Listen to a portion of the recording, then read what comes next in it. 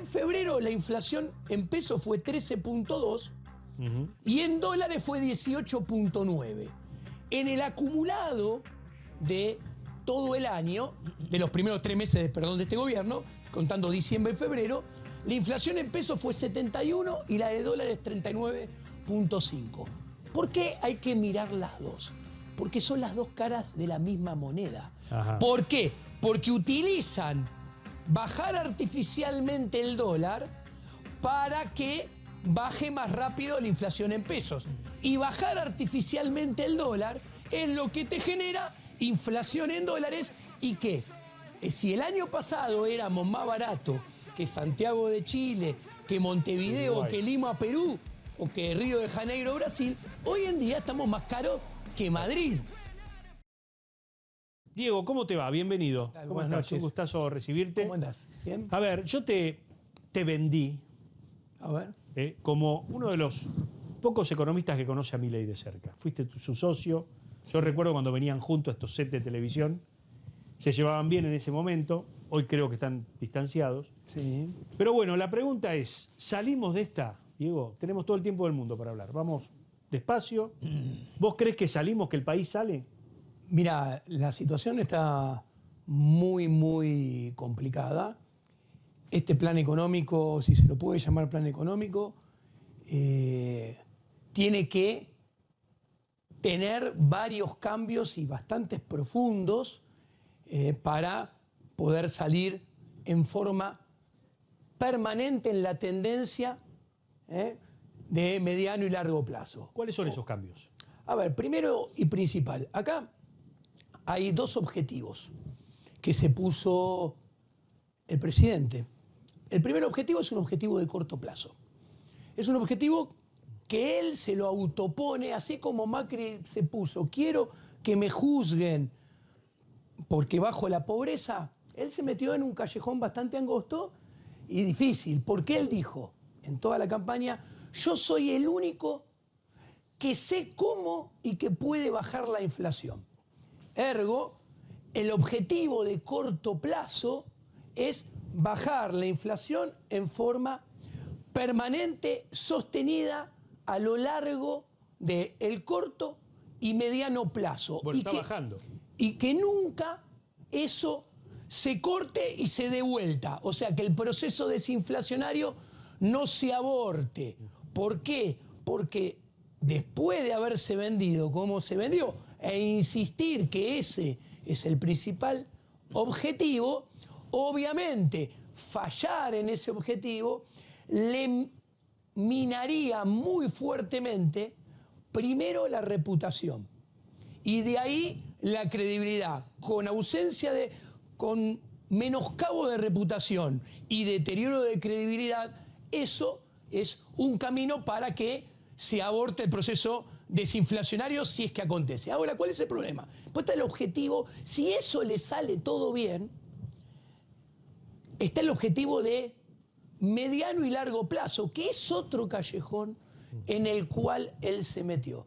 Lo hemos escuchado a lo largo de mucho tiempo decir que él era especialista en crecimiento con dinero y sin dinero. Ok. Y él se vendió como que él iba a devolver a la Argentina al sendero de crecimiento y obviamente está apuntando, vende, que él va a lograr que la economía, ojalá, salga creciendo en forma de V muy fuertemente. Ahora, hay que definir qué es crecer en forma de V. ¿Por qué? Pues yo te puedo decir, en el 2013 la economía salió muy fuertemente en forma de V. En el 2015 salió muy fuertemente en forma de V. En el 2017 salió muy fuertemente en forma de V. Y en el 2021 y 2022 salió muy fuertemente en forma de V. ¿Salió después de qué? Después de un desplome, una devaluación, una aceleración de la inflación y una caída del nivel de actividad de el 2012, del 2014, del 2016 y del 2018, 2019 y 2020. Interesante, esas devaluaciones con esas aceleraciones inflacionarias y esas caídas de actividad, como dije, del 2012, 2014, 2016 y 2018, 2019 con Macri y después la cuarentena delictiva, fueron un juego de niños al lado de esta. Esto es más 2002, me parece. De esta, claro, de esta devaluación, de esta aceleración de inflación y esta caída de actividad. Entonces, ¿qué sucede? Claro. Esta caída de actividad, y acá te redondea, va a dejar a la economía cayendo muy fuertemente, muy lejos del techo de esos rebotes que ninguno sirvió. Por eso digo que hay que definirlo. ¿Por qué ninguno sirvió? Porque ninguno, ni el 2013, ni el 2015, ni el 2017, ni el 2021-2022, pudieron perforar la generación de riqueza, el PBI del 2011. Ahora, ¿cuál es el problema? Que hoy tenemos 6 millones de habitantes más. Con lo cual, alcanzar ese PBI y solamente alcanzar, o sea, repetir el 2014, repetir el 2013, 2015, 2017, 21 y 22, es un harto fracaso. Y el punto es, y acá sí cierro, es que con la caída esta, vos vas a quedar lejísimo de ese techo. Entonces, Milei, para poder que la economía con su gobierno lograra salir fuertemente y perforar ese techo de producción y de generación de riqueza del 2011, necesitaría una bandada, una invasión de inversión extranjera directa que invirtiera en la economía real, porque es la única manera que fuera permanente y no entraban por una ventana y se fueran por la otra. Y está muy lejos eso. Y si no, si vos tenés los dólares del campo, ¿no? Vos tenés los dólares del campo. 4 o 5. Ahora, ¿qué es el golazo? Es abrir el cepo. Porque de hecho, todo lo que ha ido haciendo el gobierno desde que asumió y sobre todo desde enero es generar las condiciones para poder abrir el cepo. Vos no podés abrir el cepo, si vos necesitas meter un golazo macroeconómico, vos necesitas que la apertura del cepo sea exitosa. Y sí, que no sea dolorosa. Ahora, ¿qué quiere decir exitosa? Primero, ¿cuándo crecen las probabilidades de que sean exitosas? Cuanto el dólar en términos reales sea más barato, no estoy diciendo que es bueno o malo, estoy diciendo para abrir el cepo qué conviene. Cuanto el dólar sea más barato en términos reales, más rápido va a bajar la inflación y al mismo tiempo más chica va a ser la brecha. Dólar barato y brecha chiquita aumentan las probabilidades, ninguna certeza. Aumenta la probabilidad que tengas alguna oportunidad de que abrir el cepo sea exitoso. Está bien, detenete acá. ¿Qué es exitoso? Que no te salte el tipo de cambio mucho y no se acelere la inflación. Bueno, acá venimos hablando del arranque del programa, ya lo hizo Maxi Montenegro en el anterior, de que algunos están pensando de que el dólar se está quedando atrás por la inflación y que Argentina está muy cara en dólares. Como Argentina está muy cara en dólares, algunos ven una devaluación. Si una devaluación sería un talón de Aquiles para el modelo, ¿o no? Bueno, por eso digo, el crawling peg del Toto Caputo del 2% mensual tiene una fecha de muerte bastante cercana en el tiempo. Entonces, ¿la salida de eso qué es? Justamente, devalúo como hiciste antes. Si él devaluara como hizo ante el gobierno de Milei, solamente asume costos. En cambio, si abre el cepo, tiene, capaz el tipo de cambio le sube un poquito, capaz la inflación deja de bajar por un ratito, hablando mal y pronto, pero tiene a cambio un gran activo para mostrar, diría. Todos decían que el cepo no se podía abrir. Bueno, acá está abierto. Todos decían que si íbamos a abrir el cepo, el tipo de cambio iba a volar y la inflación se iba a acelerar. Bueno, acordate cuando lo abrió Prat Guy, que se fue de 9 a 15. De hecho, lo abrió muy mal Prat Guy. Lo abrió a 15, se fueron todos los precios a 15 en esos primeros meses de Macri, ¿te acordás? De hecho, en aquel entonces, con Javier, criticamos la apertura del cepo de Prat Guy. Hubo un periodista de esta casa que en la conferencia de prensa le levantó la mano y le dijo, ¿usted no piensa como Giacomini y Milei, que dice que acá sobra la plata, que se le va a ir el tipo de cambio muy arriba, y él dijo, no, bueno, no importa. Pero muy sencillo, si con Cristina el oficial estaba en 9,50, lo abrió, se fue a 14,80 cuando con Cristina estaba 15 de paralelo, bajó a 13,80 y en 3 meses estaba a 15 de vuelta, claro. Muy bien no lo abrió. ¿Ves? Acá está, esto lo tuiteaste vos, ¿no? El tema, yo recién lo señalaba, la pasta dental en Francia casi 2 euros y acá el equivalente a 4 euros. Exacto. Ahora, había un gráfico... Grave. Pero esto, ¿quién tiene la culpa? ¿El fabricante? ¿Quién tiene la culpa? No. A ver, acá, porque no es... Perdón, no es esta pasta dentífrica... Ponemos esto como ponemos cualquier. Cualquier bien. Sí. ¿Esto qué te muestra? Que acá hay una distorsión producto de la política económica monetaria que ha puesto este gobierno sobre el tapete. Justamente para abrir el cepo. ¿Ok? Ahora, el punto importante. ¿Qué sucede? Vos había un gráfico recién acá, que es un gráfico también mío. Ahora lo vamos a rescatar. Que estaba primero la inflación en pesos y la inflación en dólares. Sí.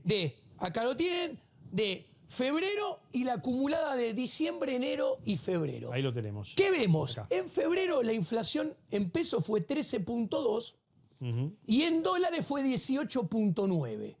En el acumulado de todo el año, de los primeros 3 meses de este gobierno, contando diciembre y febrero, la inflación en pesos fue 71 y la de dólares 39,5. ¿Por qué hay que mirar las dos?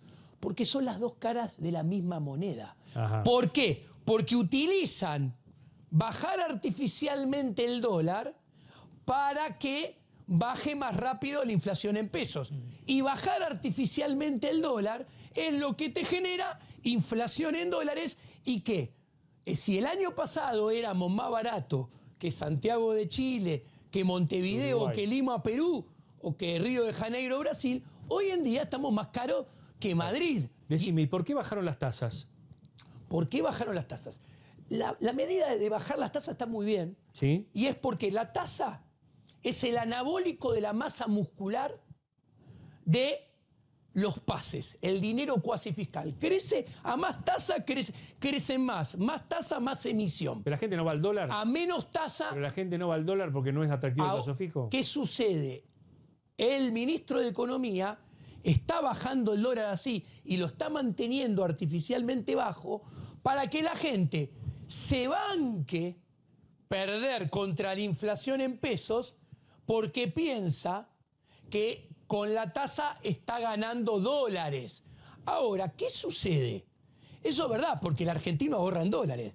Lo que pasa que es este mismo razonamiento que utiliza el equipo económico, que se basa en la acción humana de los argentinos, que ahorramos siempre, ahorramos ahora y siempre ahorraremos en otra cosa que no sea el peso, y en este caso es el dólar, tiene dentro de sí mismo la muerte de esta política económica. Porque los que hacen tasa en pesos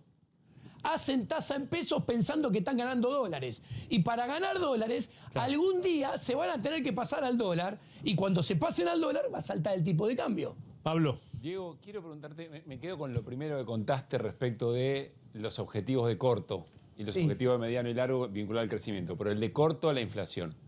Quiero preguntarte si lo que estás diciendo es que el objetivo de corto se lo puede llevar puesto al propio Milei en términos económicos, y si cuando decís que el golazo sería la apertura del cepo, lo que estás queriendo decir es que en realidad es toda narrativa, que eventualmente no hay un plan económico. Te contesto por partes, porque no dije exactamente eso.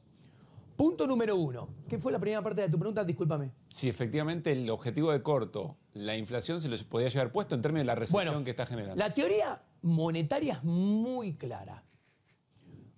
Cuando vos haces política discrecional, la política discrecional es inflacionaria. ¿Qué quiere decir? Que si vos haces política discrecional, podés bajar la inflación por un ratito, pero si seguís haciendo política discrecional, la inflación va a saltar y el proceso se va a abortar. Hoy en día, Bausili hace política discrecional, no hay regla. Bausili, dentro de 2 meses, 3 meses, puede hacer lo que quiera y no hay un plan monetario. Entonces, ¿qué quiero decir? Si no cambia, las probabilidades que, no lo sé, no puedo saber el timing, pero si no cambia que en el segundo semestre, para poner un lapso, haya un riesgo alto de que la desinflación se aborte, la probabilidad es elevada. ¿Qué tiene que hacer Bausili? ¿O qué tiene que hacer el gobierno? Pasar a conducir la política monetaria en base a reglas, que haya un planning monetario. Esto es, por ejemplo, una regla de manejar la cantidad de dinero trimestre tras trimestre a lo largo de los próximos 2 años, de manera que la gente sepa cuál es el plan y forme expectativas en base a ello. Si no hacen eso, a la larga, al mediano plazo, más cercano en el tiempo, si no cambian, se va a abortar el proceso desinflacionario. Ahora, el cepo. Yo creo que las condiciones están dadas para abrir el cepo, pero vos lo dijiste, ¿cuál es el problema? Yo creo que Javier Milei tiene miedo de abrir el cepo, es en este sentido muy, desde mi óptica, cuidadoso y timorato de más. ¿Por qué? Porque yo entiendo por qué lo hace, porque la apertura del cepo tiene varias amenazas ya. Por ejemplo, tiene miedo que se le genere una corrida. Por ejemplo, concretamente, cuando subió este gobierno había 200 millones de dólares en depósitos a plazo fijo indexado por UACER. Hoy en día hay 1.100. Todo eso está depositado para transformarse en dólares, va a correr contra el dólar. Vos tenés deuda de importaciones, que número redondo, estoy redondeando porque estamos en la tele, son 4 cuotas de 4.000 millones de dólares a lo largo de los próximos 4 meses. Cuando vos juntás esas dos cosas se llevan toda la liquidación de dólares de toda la cosecha gruesa de punta a punta. ¿Y esto qué implica? Esto implica que la política imperfecta de acumulación de reservas se aborta por completo y el FMI, que presiona por la acumulación de reservas, se queda sin ver que se acumulen reservas. Ahora, entonces Javier, ¿qué creo que hace? Dice, no, yo no voy a correr ese riesgo. Para mí, desde mi subjetividad, se equivoca. Pero no importa lo que opine yo. Él lo quiere pasar para el segundo semestre. ¿Qué sucede? Cuando él lo pase para el segundo semestre, ahí hay un problema. 1, ya pasó toda la liquidación. 2, no tenemos noción de cómo la dinámica de las variables políticas y sociales fueron desenvolviéndose a lo largo de marzo, abril, mayo, junio, julio. Entonces, si él lo quiere abrir en agosto, por decir algo, no sabemos qué reputación y qué credibilidad va a tener. El riesgo mucho más alto a abrirlo en ese momento que ahora. Además, no va a tener liquidación de dólares. Y como si esto fuera poco, la política fiscal del equilibrio fiscal financiero que tanto dicen que es innegociable, y yo le bajaría los decibeles a esa frase. ¿Por qué? Porque en Argentina el Estado es recaudador neto en los primeros 5 o 6 meses del año. ¿Por qué? Porque cobra bienes personales, ganancias a las empresas y ganancias a las personas físicas. ¿Y cuándo empieza a gastar el Estado? A partir de julio, el 7º mes. De hecho, cuando uno mira la serie histórica de déficit fiscal, a lo largo de todos los años, solamente el 25% del déficit fiscal está concentrado en los primeros 5 meses. Y en los últimos 3 meses está concentrado el 50-55. Bueno, pero eso parece invertirlo Milei. Es decir, si Milei está ahorrando en estos primeros meses, yo no creo que después de la segunda mitad del año el Estado empiece a emitir o a gastar. Yo no lo veo. Guarda. Esa dinámica me parece va a cambiar. No, es un problema. ¿Por qué? ¿Por qué? Porque si la motosierra está encendida y la licuadora está encendida. Primero, hay varias cosas. La motosierra está encendidísima. Cuando uno mira los gastos de capital, los gastos de capital en el acumulado de los primeros 2 bimestres, de los primeros 2 meses, cae 87.9%. ¿Eso es obra pública mayormente? ¿Eso es obra pública? Ahí va. Todas las transferencias a provincias de bienes de gasto de capital, educación, salud, obra pública, alcantarillado, etcétera, etcétera, todas caen entre 96.5 y 100%. O sea, se pasó 0. Cuando yo miro el gasto corriente en términos reales, cayó en términos reales 38-39%. Pero ahora nos encontramos que las jubilaciones cayeron 40% en términos reales, la AUH cayó 8% en términos reales, las transferencias a las universidades cayeron 36% en términos reales. Ahora, todo esto, obviamente, genera un caldo de cultivo en lo político y en lo social. No es gratis. Yo no sé cuánto tiempo se puede mantener esta dinámica de motosierra, pero además hay que decir que los ingresos fiscales en términos reales están. IVA y ganancias caen muy fuertemente, la recaudación tributaria cae muy fuertemente y solamente está sostenida por el impuesto país, que aumentó 3.024% en términos en el primer bimestre, pasando de 1.5 a 7.9 de toda la recaudación. Ese impuesto hay que sacarlo. ¿Y ahora qué sucede? Se juntan las dos peores cosas. Milei tiene mucha recaudación excepcional, nominal, porque subió mucho el dólar y porque se aceleró mucho la inflación. Si a él le va bien y estabiliza, y el dólar se deja de mover y la inflación baja, toda esa recaudación desaparece. Si él abre el cepo y saca el impuesto país, toda esa recaudación desaparece. ¿Y cuál es el punto?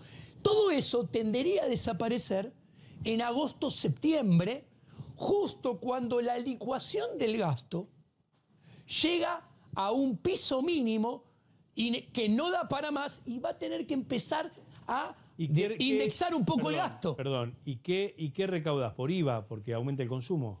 Ahora bien, ¿te va a aumentar el consumo, decís vos? yo creo que acá yo sería mucho más cuidadoso. Ya hemos tenido la experiencia de los brotes verdes. Claro. El gobierno, para salir creciendo fuerte, necesita que haya formación bruta de capital. Inversión. Inversión de verdad. Y en la economía real. No para hacer carrité que entran, ganen tasa y se vayan. ¿Quién te lo garantiza? Porque, nadie. A ver, el inversor internacional ve todo esto de que no le aprueban el DNU, que no, que sí, que uno se lo rechaza, que la ley ómnibus, digo, hay como una inseguridad jurídica todavía. A ver, El inversor extranjero dice, no hay reglas claras. Peor. Si este país es carísimo a la hora de invertir. Claro. Es carísimo a la hora de producir. El tipo de cambio real, cuando uno, el contado con liqui y blue, lo pone en la serie de histórica, empardándolo con 1 a la salida de la convertibilidad, hoy en día está igual que en el 2007 el paralelo e igual que en el 2008 el oficial. ¿Dónde ves que esto es inconsistente? Es inconsistente, ¿por qué? Porque en el 2007 y 2008 no teníamos 42% de gasto público, teníamos 32, 10 puntos menos. Y venías de tener 4 años seguidos de superávit financiero. ¿Qué quiero decir? El tipo de cambio real, el dólar tan barato y como contrapartida todo tan caro, está actuando como si esta economía tuviera un estado ya que se hubiera achicado un 25% y como que tuviera 4 años seguidos de equilibrio financiero y no lo tiene. No lo tiene. Entonces es lo que te muestra, que es artificial. Claro. Y Diego, nadie va a venir a invertir con esa situación. Luis. Un gusto, Diego, de verte después de tanto tiempo. Diego, tengo muchas preguntas para hacerte, pero te voy a empezar por preguntarte dónde lo ubicarías ideológicamente al gobierno de Milei. Yo me acuerdo cuando frecuentábamos muchos ambientes políticos, ideológicos, y además nos cruzábamos en los canales de televisión vos en pareja con Javier, Digámoslo así, eran muy estrictos a la hora de la definición ideológica donde se ubicaban y muy críticos de casi todo el resto del espectro por las desviaciones que la realidad, ser parte del gobierno, lo que te va obligando a hacer. Él sigue diciendo que él es un anarcocapitalista, liberal libertario. ¿Dónde lo ubicás a Milei? Yo creo que los dos, en 2024, ninguno de los dos somos los que fuimos en el 2017 y 2018. Creo que nos hemos movido de a donde estábamos en aquel entonces. Yo creo que Javier hoy en día ha vuelto a ser económicamente el neoclásico que yo conocí y que, como él bien admitió, yo le mostré la escuela austríaca. Y también se ha vuelto un conservador de derecha alejado del liberalismo radical, para decirlo de alguna manera. Conservador de derecha, decís vos. Sí. Y populista. No es pragmático. Pero populista es. Bastante. ¿Populista en qué?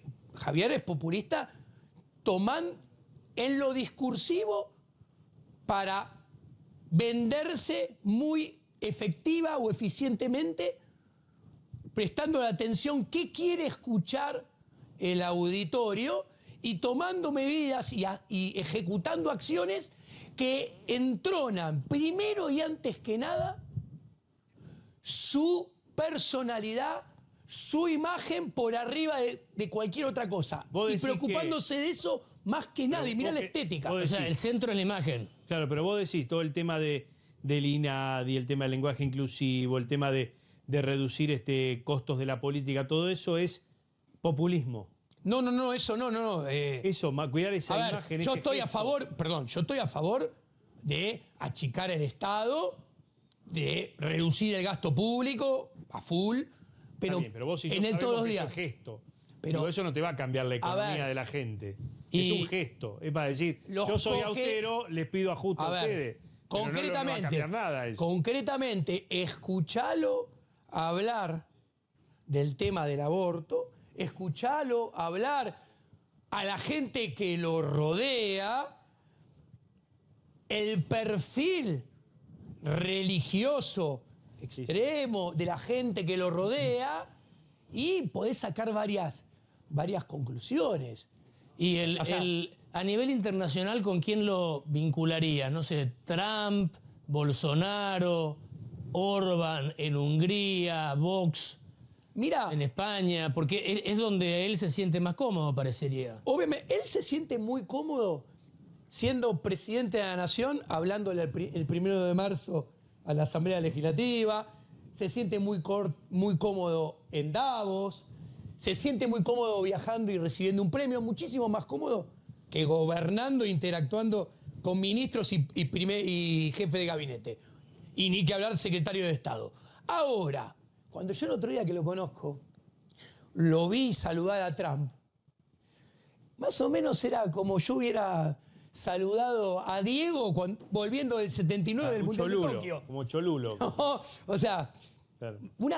Y es más, la gesticulación corporal de los dos era diametralmente opuesta, ¿no? Pero te contesto, a él es muy interesante porque ahora está con Trump, pero si vos indagás en sus tweets del 2016 y 2017, él decía que Trump era conservador, él decía que era estatista, etcétera, etcétera. No era pro libre comercio, etcétera. Exactamente. Proteccionista. Exactamente. Diego, Sí. ¿está haciendo lo que piensa?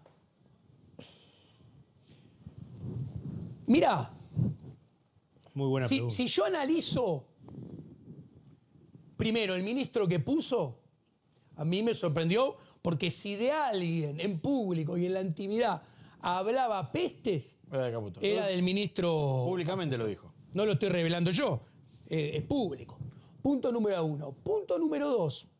No me sorprende porque el programa desinflacionario que está aplicando es una mezcla, una mezcolanza entre dos teorías monetarias de la inflación. Por un lado, lo que se llama modelo monetarista Mark I de expectativas adaptativas de Milton Friedman y el otro, el modelo Mark II de expectativas racionales de Robert Lucas Jr. Dos profesores de Chicago. Sus perros, uno se llama Milton por Milton Friedman y otro se llama Lucas por Robert Lucas Jr. Ahora, entonces vos me preguntás, ese es el Javier Milei que yo conocí toda mi vida. O sea, que aplique un programa desinflacionario que mezcla, en algún aspecto inconsistentemente, dos visiones de la escuela de Chicago, no me sorprende, porque él de austríaco no tiene nada, de neoclásico, entre comillas, porque tampoco es igual, pero monetarista de Chicago sí tiene mucho. ¿Qué te dice? Primer modelo, y lo explico porque esto es muy interesante, van a ver cómo cierra todo. ¿Qué dice el modelo de Friedman? Vos, primero y antes que nada, tenés que convencer a la gente que la inflación va a bajar. Así la gente baja las expectativas de inflación y entonces eso impacta y termina bajando la inflación. Profecía autocumplida. Claro, ¿qué dice Friedman? ¿Cómo forman las expectativas adaptativas? Miran hacia atrás. Si la gente ve que diciembre, enero, febrero, la inflación viene bajando, se da vuelta y para adelante, marzo, abril, mayo, descuenta que va a seguir bajando. Por eso el shock inflacionario del comienzo. Vos tenés que subir mucho la inflación al comienzo para asegurarte que va a empezar a bajar. Milton Friedman. Y te dice, si vos no estás muy seguro, no crees de todo en tu reputación y credibilidad para bajar la inflación, enfriá el mercado de bienes y servicios y enfriá el mercado laboral, que aumente el desempleo para que bajen los salarios, de manera que eso complemente el programa monetario para impactar y bajar la inflación. Lo que pasa es que ahí vuelvo a la tolerancia que tiene nuestra sociedad y que va a ser clave en estos meses. Por eso, digo, más allá de... A ver, la clase magistral que nos has dado es impecable. Me falta el de Lucas y te lo cierro. No, pero a mí me gustaría, porque nos queda poquito tiempo. Pero es el déficit fiscal cero, por eso lo hace. A ver, Lucas. redondeame eso de Lucas y quiero preguntarte por la salida. Bueno, Lucas dice, tenés que bajar las expectativas de la gente. Para bajar las expectativas de la gente, importa 3 rabanitos la inflación pasada. Vos tenés que bajar lo que mira la gente a la hora de formar las expectativas de inflación. Entonces, ahí que dice, la gente que mira la emisión monetaria, mira el cuasi fiscal y la financiación del tesoro. Entonces, Milei te dice déficit fiscal cero y te promete que va a seguir siendo cero para asegurarte que no va a emitir para pagar el déficit fiscal. Después, ¿qué dice? Te voy bajando la tasa de interés de los pases y te voy licuando los pases para bajar la otra fuente de emisión. Y te bajo las 2 emisiones, de manera que si yo te bajo las 2 emisiones, vos, si yo cumplo y me crees, de ahí la importancia, yo voy a creer que vos vas a emitir cada vez menos, bajo mis expectativas de inflación y baja la inflación. Ahora, interesante, este modelo de Lucas dice, el dinero es neutral. ¿Qué quiere decir? Que si vos hacés política monetaria, el dinero no impacta en la economía real. Te traduzco. Para Lucas, si el dinero es neutral y no impacta en la economía real, no hace falta que desplomes el nivel de actividad para bajar la inflación. Si la gente te cree en serio que por 2 años no vas a emitir ni pases ni base monetaria, van a bajar las expectativas de inflación y va a bajar la inflación. ¿Qué sucede? Cuando vos ves lo que hace con el nivel de actividad, lo que ves es que no confía que lo monetario alcance solo para bajar la inflación, pero además, a propósito, desploma el nivel de actividad. ¿Por qué? Porque si desplomas el nivel de actividad, cae la producción en términos reales, cae la facturación en términos reales, los ingresos y las ventas en términos reales. Con lo cual te caen tus ingresos. Y si vos le crees a Milei que esto va a durar un poquito nada más, por eso te habla de la salida en B, vos estás dispuesto con el enfriamiento a escupir dólares, A afrontar. porque es por un ratito. Y cuando escupís dólares, lográs que baje el tipo de cambio real, haya inflación en dólares, se abarate el dólar, se achique la brecha y puedas abrir el cepo que él quiere abrir. Y te acabo de explicar todo lo que ha hecho en 4 meses, en 10 minutos. Maravilloso, maravilloso. Diego, te hago una pregunta. ¿Cómo fue el vínculo siempre con el peronismo de Javier? Bueno, esto yo tengo que decir que el presidente, y cuando yo digo presidente, yo no respeto a los presidentes, respeto a un cuentapropista, un laburante en el sector privado, mucho más que cualquier burócrata. Esto quiero decir, tiene un gran mérito. Es el primer tipo en Argentina en mucho tiempo que dijo, yo soy liberal, después algunos le creen, otros no, Sí. no importa, que no es gorila. Todos los liberales en Argentina, que son todos conservadores de derecha, que se transmiten de liberales, todos son gorila. Javier nunca fue gorila. ¿Es peronista? No, pero no es lo mismo. No, es No, está bien. ya es pero bastante digo, no ser está gorila bien, en este pero país, tiene- está bien, pero que tiene dos amigos- bandos. Tiene amigos peronistas.